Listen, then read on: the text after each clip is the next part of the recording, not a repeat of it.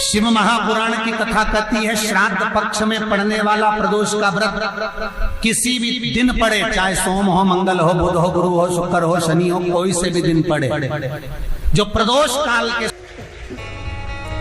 जब ज्यादा घर में पितृदोष हो ना, ऐसा लगे कि पितृदोष बहुत ज्यादा है, 1 रुपए कमा रहे हैं, 1.25 रुपए खर्च हो रहा है, हाथ में पैसा नहीं टिक रहा, दुकान 4 दिन अच्छी चल रही है, फिर व्यापार डाउन हो जाता है, कोई पैसा लेकर भाग गया, नहीं दे रहा, कहीं कर्जा मात्रा बढ़ गई है, ये पितृदोष के लक्षण है कुछ। इसमें आपके घर में जो भी रुद्राक्ष पड़ा हो, जो भी रुद्राक्ष रखा हो, क्योंकि संभाल के तो आप रखते नहीं, पटक देते हो यहां में, जो भी रुद्राक्ष आपके घर में रखा हुआ, एक पानी के पात्र में उस रुद्राक्ष को डाल दीजिए, उसमें 1 चावल का दाना डाल दीजिए। महाराज, परिंदा जहां होता है, मटका, हंडा या रसोई घर में आपका जो पानी भरने का स्थान होता है, जिसको आरो वारो क्या क्या लगा के रखते हो, उसी के कहीं पास में उस कलश को रख दीजिए, ऊपर से उसको ढक दीजिए। शाम के समय, सुबह रखा 10 बजे से 12 बजे के बीच में, शाम के समय प्रदोष काल में भगवान शंकर का नाम स्मरण कर कर, ओम नमः शिवाय बोलकर, श्री शिवाय नमस्तुभ्यम बोलकर, या महामृत्युंजय मंत्र का स्मरण कर कर, या गायत्री मंत्र का स्मरण कर कर, जो मंत्र आपकी बुद्धि में, विवेक में समाहित हो, उस मंत्र का नाम लेकर राम कृष्ण हरि जो बोल सकते हो, एक घी का दिया अवश्य प्रज्वलित करें, लंबी बाती का। कौन सी बाती का? फूल बत्ती का नहीं, गोल बत्ती का नहीं, लंबी बाती का। बत्ती का मुख दक्षिण की ओर, कहां पर होना चाहिए? दक्षिण की ओर, ना पूरब, ना पश्चिम, ना उत्तर। बत्ती का मुख कहां हो? दक्षिण की ओर। जैसे श्राद्ध पक्ष में ब्राह्मण को जब भोजन कराते हैं तो ब्राह्मण का मुख श्राद्ध पक्ष के भोजन कराते समय अगर पूरब, पश्चिम और उत्तर का होता है तो श्राद्ध के भोजन का फल नहीं मिलता, उसका मुख दक्षिण का होता है। तो हमारे घर के जितने भी पितर उस तिथि में गए होते हैं, सबको उसका भाग मिल जाता है और पितृदोष समाप्त हो जाता है। इसलिए ब्राह्मण का मुख श्राद्ध पक्ष में भोजन कराते समय दक्षिण का होना चाहिए।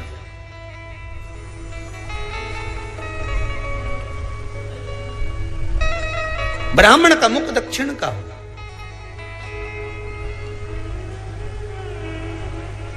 यहां तक शास्त्र कहता है, महाराज अगर गौ माता को श्राद्ध पक्ष में अगर भोजन दे रहे हो तो गाय का मुख अगर दक्षिण का है, गाय का, आपका मुख भले उत्तर का हो, गाय का मुख दक्षिण का हो, आपका मुख भले पूरा पश्चिम कहीं का, गाय का मुख अगर दक्षिण में है, अगर आपने दक्षिण में गाय को खड़ी कर रखा है और दक्षिण में उसका मुख और आप भोजन दे रहे हो, तो शास्त्र कहता है कि किसी पिंड की जरूरत नहीं पड़ती, गाय स्वतः कल्याण कर देती है, गौ माता स्वतः कल्याण कर,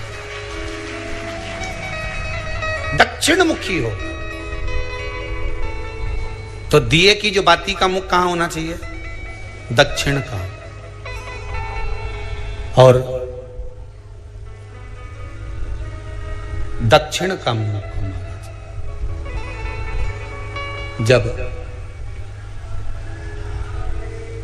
जब दक्षिण का मुख हो, दक्षिण की ओर बाती हो महाराज, तब दक्षिण की बाती जलाने के बाद में भगवान से वहीं पर प्रार्थना करें। जो कलश रखा है उसके ऊपर जो प्लेट रखी है, ढाका गया है, वहां अपना सीधा हाथ रखें और अपने पूर्वजों का, अपने पितरों का स्मरण करें कि मेरे धन को लेकर कोई चले गया, मेरा व्यापार ऐसा चल रहा है, मेरा घर में बच्चों का विवाह नहीं हो रहा, या घर में इतनी अशांति है, या तकलीफ है, या कष्ट है, ये सब का स्मरण कर कर उस कलश को रात्रि भर रखे रहने दें। सुबह स्नान आदि करने के बाद फिर एक घी का दिया दक्षिण की ओर लगाकर सुबह 10 बजे से 12 बजे के बीच में उस जल को शिव जी को समर्पित कर कर आ जाएं और वो रुद्राक्ष लेकर वापिस आ जाएं। महाराज वापिस आ जाए। उस रुद्राक्ष को अपने घर में रख दीजिए। वर्ष भर वो रुद्राक्ष आपको कभी बीमारी से नहीं घिरने देगा, कभी किसी जगह खड्डे में नहीं जाने देगा, वो उन्नति की ओर ही बढ़ाएगा। भले कोई भी रुद्राक्ष हो, 1 मुखी से लेकर 14 मुखी, 20 मुखी, 18 मुखी, जो रुद्राक्ष आपके पास में, आप तो उसका स्मरण करिए। आप उसका स्मरण करें। आपको लगता है कहीं कहीं कि मेरे पितर मुझ पर क्रोध कर रहे हैं,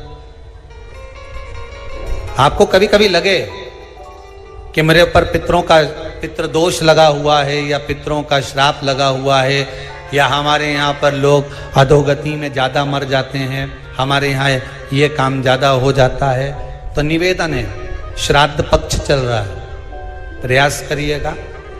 एक चावल की कटोरी में, कटोरी के अंदर थोड़ा सा चावल रख लीजिए कच्चा, उस चावल की कटोरी में एक बेलपत्र, थोड़ी सी दुर्वा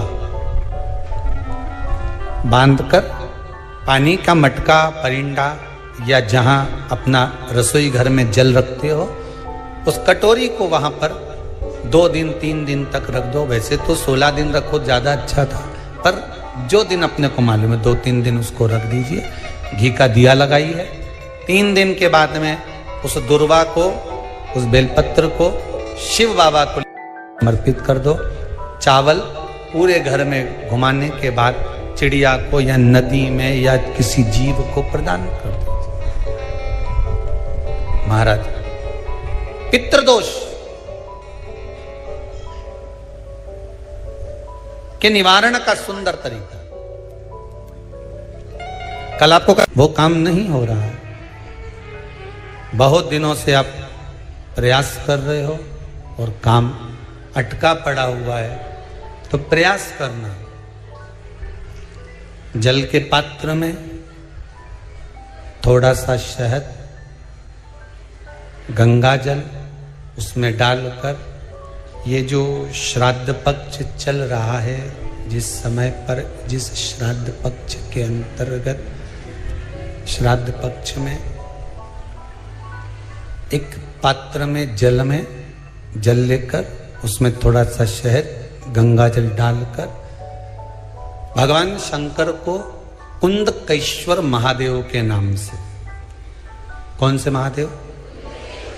कुंदकेश्वर, क्योंकि विदल और उत्पल, इन दोनों असुरों ने, राक्षसों ने जब बहुत उपद्रव मचाया, ठीक है, जब बहुत उपद्रव मचाया, तब माता जगतजननी के कहने पर कुंदुक का प्रहार कर कर इन दोनों राक्षसों का संहार करा था। तो शिवजी का नाम कुंदकेश्वर पड़ गया था। क्या नाम पड़ा था? कुंदकेश्वर। कहते हैं बहुत बांधाओं में जब व्यक्ति पड़ जाता है, बहुत बांधाओं में जब व्यक्ति चला जाता है, कुछ ना कुछ समस्याओं में जब व्यक्ति फंसा रहता है, पड़ा रहता है, तो कुंदकेश्वर महादेव का स्मरण करना चाहिए। एक प्रयास और करना, छोटा सा प्रैक्टिकल करने में क्या जाता है। दुकान पर ग्राहक नहीं आ रहे ना, आधा घंटा हो गया, कोई ग्राहक नजर नहीं आया, फालतू बैठे हो ना दुकान पर, जब ग्राहक नहीं आता तो फ्री हो, तो एक काम करो, कोई भी जरा सा हाथ में पानी लेकर कुंदकेश्वर महादेव के नाम से 51 बार, 21 बार बोलकर, 11 बार बोलकर वो पानी को दरवाजे पे छीट दो। आधा घंटा, ज्यादा से ज्यादा 20 मिनट, आधा घंटा 30 मिनट नहीं लगेंगे और ग्राहक प्रवेश करना प्रारंभ करें। प्रैक्टिकल करने में क्या जाए। अब ई में कहीं घटा तुम्हारा कि पानी घट गया, कि बोलने से, कुंदकेश्वर महादेव का नाम लेने से जीवान घट गई, कुछ घटा? फायदा तो तुम्हारा ही हुआ। कुंदकेश्वर का नाम, कोई काम अटक रहा है, शहद जल के पात्र में डालिए और थोड़ा सा गंगा जल डालकर इसी श्राद्ध पक्ष में किसी भी दिन जब तुम्हारा मन पड़े तब शंकर जी को समर्पित कर करो। और साथ में एक लोटा पानी, एक कलश जल का अलग से लेकर जाओ। जब शहद का जल शंकर जी को समर्पित कर दो, उसके बाद सादा जल शंकर जी को अवश्य समर्पित करके। शहद का जल बांधाओं को हर लेता है, बांधा को हरता है। हम तो कई बार बच्चों से कहते हैं, अगर कोई बच्चा कंपटीशन एग्जाम में बैठ रहा है, इंटरव्यू दे रहा है, या कोई एग्जाम में नहीं निकल रहा है, तो प्रयास करना बेलपत्री का जो बीच वाला पत्ता होता है, इस पत्ते पर शहद लगाकर हथेली में रखकर अंगूठे से इसको इस तरह से दबाकर शिव जी के कुंदकेश्वर महादेव का नाम लेकर अपनी मनोकामना कर कर शंकर भगवान का जो शिवलिंग है, उस शिवलिंग पर इस बेलपत्री के पत्ते को चिपकाकर आ जा और एग्जाम देने जा। बाबा निपटे का सब काम कर। जिस बालक बालिका का जॉब नहीं लग रहा हो, सर्विस नहीं लग रही हो, नौकरी नहीं लग रही हो, जगह जगह पहले करते थे जॉब, अब छूट गई, 2 साल हो गए, 3 साल हो गए, सर्विस नहीं लग रही हो, बहुत प्रयास कर लिया हो, बहुत प्रयास, तो महाराज काली तिल्ली को पीस कर उसको जल के पात्र में डालकर अपने घर के मटका परिंडा, पितरों का जो स्थान होता है, जलाशय होता है, उसके पास में एक पात्र में रख दीजिए। बेलपत्री या बट का पेड़ या पीपल का पेड़, इस वृक्ष के नीचे एक रात्रि तक रखे रहने के बाद में दूसरे दिन अपनी कामना करता है, जिनका जॉब नहीं लग रहा, सर्विस नहीं लग रही, नौकरी नहीं लग रही, या कहीं उलझने उत्पन्न हो रही है, उस व्यक्ति को हाथ में ले जाकर उस पात्र का जल, 3 वृक्ष पितरों के तुल्य हैं। कल की कथा में कहा था, पहला बेलपत्री का, दूसरा पीपल का, तीसरा बड का, ये 3 पितरों के तुल्य हैं। इन 3 में से किसी भी वृक्ष के नीचे उस काली तिल के जल को समर्पित कर दीजिए महाराज। बाबा चाहेगा, भोलेनाथ जी चाहेगा तो 3 महीने में कहीं ना कहीं योग बना ही देगा, ये पक्का। बाबा पर विश्वास रखो, शंकर भगवान पर भरोसा विश्वास रखकर आप कार्य करेंगे, क्यों ना हो।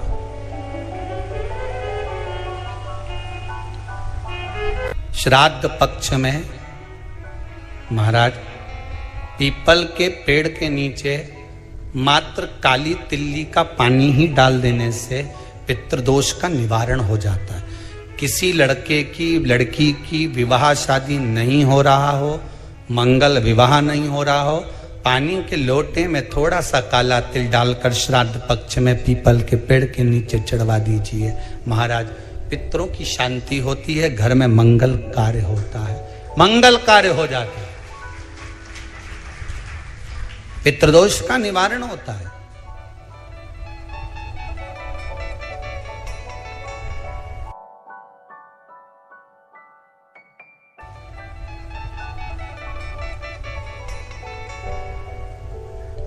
बहुत रोग घिर गया, ऐसा लग रहा है कि बहुत बड़ी बीमारी शरीर में आ गई है, वो मिट नहीं रही, बीमारी बहुत बड़ी है, नहीं जा रही। सरसों का फूल भगवान शंकर को चढ़ाना प्रारंभ कर दो। सरसों तो आप अपने घर के अंदर भी बो सकते हो, उसमें पीला फूल आ ही जाता है, शिव जी को चढ़ाना चालू कर दो, बीमारी समाप्त होना प्रारंभ। शिव को समर्पित किया गया एक एक भाग, एक एक भाग। महाराज लगे ऐसा कि घर में शांति नहीं है, सुख लक्ष्मी तो है, परिवार भी छोटा है, पर शांति नहीं। जब देखो जब किसी ना किसी का मुंह चलता रहे, क्रोध में बोलते रहें, शब्दों के तीर चलते रहें, शांति नहीं है। प्रयास करिए श्राद्ध पक्ष में जिस समय पर ब्राह्मण को भोजन करने के लिए बिठाएं, या श्राद्ध पक्ष के अंतर्गत ब्राह्मण जब घर में भोजन ग्रहण कर रहा हो, उस समय पर थोड़ा सा कोई सुगंधित पदार्थ, इत्र आदि, पानी के मटके के पास, परिंडे के पास में, जलाशय के पास में उस इत्र को थोड़ा सा कोई रुई में रखकर छोड़ दीजिए। घर में कभी क्लेश नहीं हो सकता, शांत का माहौल हो जाए। पितृपक्ष में किया जाए, पितृपक्ष।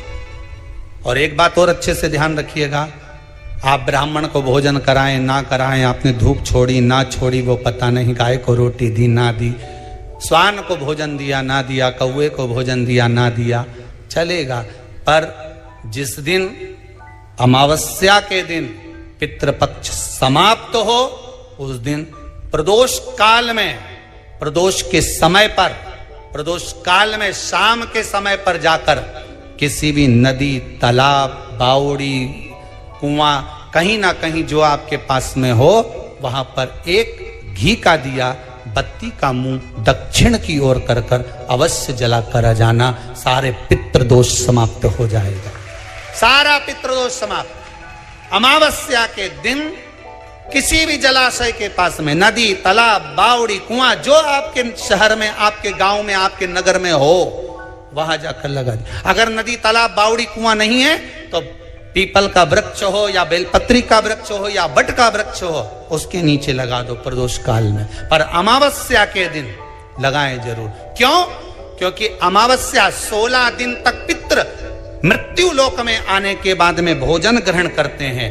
अमावस्या के दिन पितृ शाम के समय प्रदोष काल में शंकर भगवान का नाम जाप कर कर नदी, तालाब, बावड़ी पर पानी पीने जाते हैं। वहां से जल का आचमन कर कर पितृ अपने लोक को चले जाते हैं प्रदोष काल के समय पर। इसलिए प्रदोष काल में जलाशय के पास में, बावड़ी, कुआं, नदी, तालाब के किनारे पर दिया लगाया जाता है दक्षिण की ओर मुख कर कर बत्ती का। तो पितृ आशीर्वाद देते हुए जाते हैं कि फलो फूलो, आगे बढ़ो, उन्नति करो, तरक्की करो। ये पितरों का आशीर्वाद रहता है, पितरों का वर रहता है। आप देंगे उसको मिलेगा। कुछ करा ना करा, फिर अमावस्या के दिन, जिस दिन पितृपक्ष समाप्त हो, उस दिन दिया दक्षिण की ओर बाती का मुख कर कर लगा। महाराज एक बात बहुत अच्छे से समझ लीजिए, जिसके घर में क्लेश होता हो, अशांति रहती हो, क्लेश रहता हो, या छोटी छोटी बात पर विवाद चालू हो जाता हो, या पति पत्नी में, परिवार में, सास बहू आदि कादिक में कहीं ना कहीं कुछ अगर विवाद रहता हो, तो शास्त्र कहता है ऐसा बेलपत्री की डंडी रहती है ना, बहुत ध्यान दीजिएगा महाराज। श्राद्ध पक्ष की कथा चल रही है, शिव महापुराण आज विराम की ओर है, ध्यान दीजिएगा।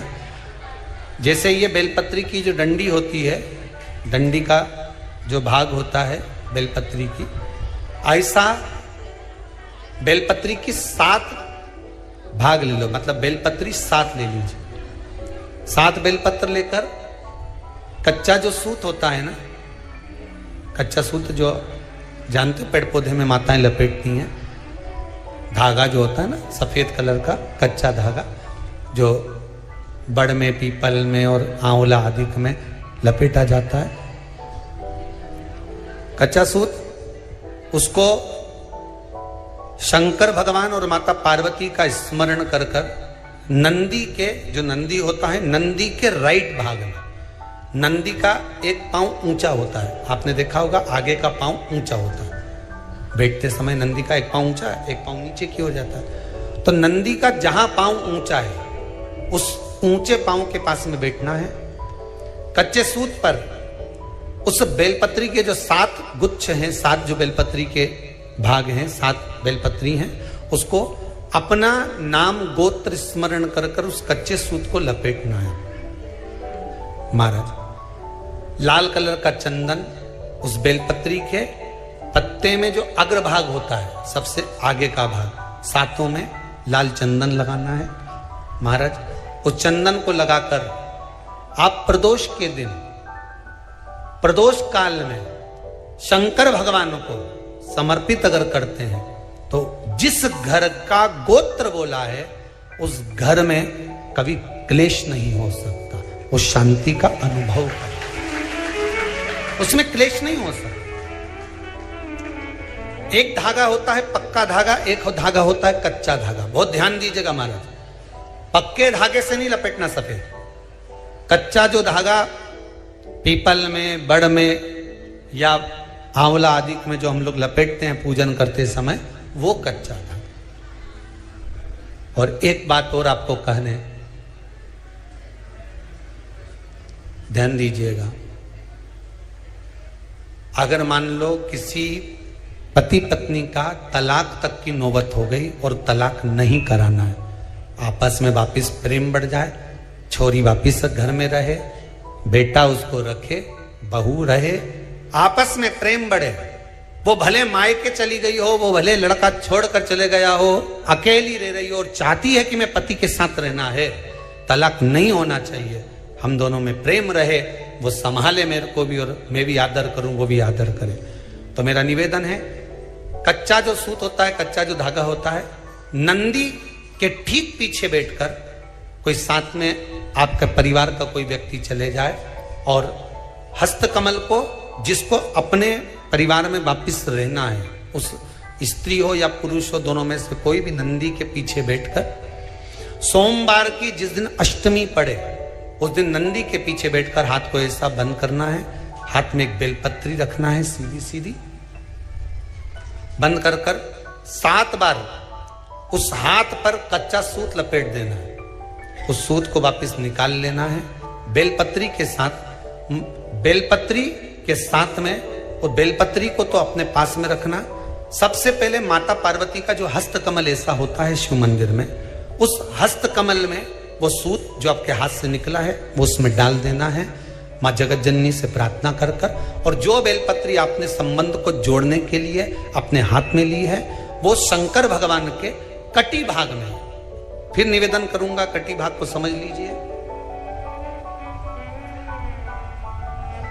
ये शिवलिंग रखा है, जहां पर शंकर भगवान का शिवलिंग, माता पार्वती जी के हस्त कमल पर जो शिवलिंग रखा है, ये भाग कटी भाग कहलाता है। इस जगह पर जहां शंकर और पार्वती का मिलन हुआ है, उस जगह पर उस बेलपत्री को रख देना है। महाराज ज्यादा से ज्यादा 3-4 महीने लगते हैं, दोनों में वापिस प्रेम बढ़ जाता है, दोनों एक हो जाते हैं। तलाक तक बात चल भी रही हो तो वो तलाक समाप्त हो जाता है, प्रेम, करुणा, आसक्ति, स्नेह बढ़ जाता है। संबंध टूटने की कतार पर एक बार माता पार्वती को समर्पित तो करो अपना संबंध कि मां अब तुझे नहीं भाना। माना मैंने अपशब्द कह दिया होगा, माना मेरी गलती होगी, थोड़ी गलती उनकी भी होगी, पर दोनों की गलती है मां, अब इस संबंध को तुझे निभाना। जब कच्चा सूत माता के हाथ में रखो तब माता को विनती करना, इस संबंध की डोरी अब तेरे को दे दी, दीन बंधु दीनानाथ मेरी डोरी तेरे। अब यह डोरी मैंने तुमको दे दी।